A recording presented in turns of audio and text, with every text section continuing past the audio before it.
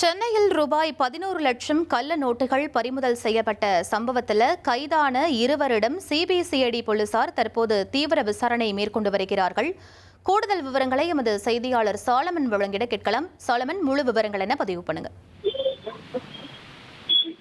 சென்னை திருவல்லிக்கேணியில இருக்கக்கூடிய லாட்ஜ் ஒன்றுல 500 ரூபாய் கள்ள நோட்டுகள் பதுகி இருப்பதாக தகவலின் பேர்ல திருவல்லிக்கேணி போலீசார் அங்கு சென்று சோதனை மேற்கொண்டதுல ஷபீக் ரகுமான் என்பவரிடம் இருந்து அவருடைய லாட்ஜில பதுக்கி வைத்திருந்த சுமார் 11 லட்சம் ரூபாய் கள்ள நோட்டுகளை போலீசார் பறிமுதல் செய்தனர்.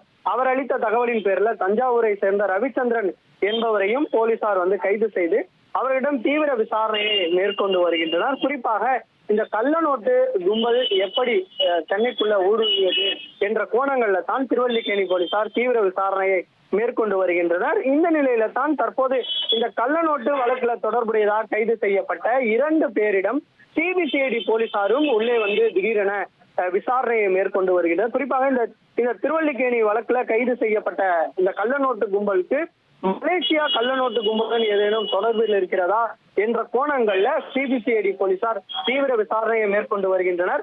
ஏனென்றால் வெளிநாட்டு இந்த கும்பலுடன் தொடர்பில் இருந்தால் சிபிசிஐடி போலீசார் தான் உள்ளே அவர்களிடம் விசாரணை மேற்கொள்வார்கள். ஏனென்றால் சிபிசிஐடியில தான் நோடல் ஆபீசர் என்ற ஒரு ஆபீசர் இருப்பார்.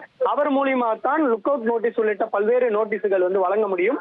அதனால தான் தற்போது சிபிசிஐடி போலீசார் உள்ளே இந்த விசாரணையை தீவிரமாக மேற்கொண்டு வருகிறேன். கைதான இந்த ஷபீக் ரஹ்மான் மற்றும் ரவிச்சந்திரன் ஆகிய இருவரிடமும் சிபிசிஐடி போலீசார் தொடர் விசாரணை மேற்கொண்டு வருகின்றனர். இவர்கள் இந்த கள்ள நோட்டுகளை கொண்டு சென்னையில ஏதேனும் புழக்கத்தில் விட்டிருக்கிறார்களா அல்லது இந்த கள்ள நோட்டு எப்படி கிடைத்தது உள்ளிட்ட பல்வேறு கோணங்கள்ல சிபிசிஐடி போலீசாரும் இருவரிடமும் விசாரணை நடத்தி வருகின்றனர்.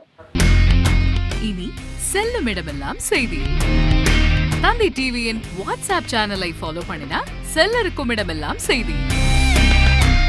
இதோ QR கோட் இப்பவே ஸ்கேன் பண்ணுங்க, ஃபாலோ பண்ணுங்க.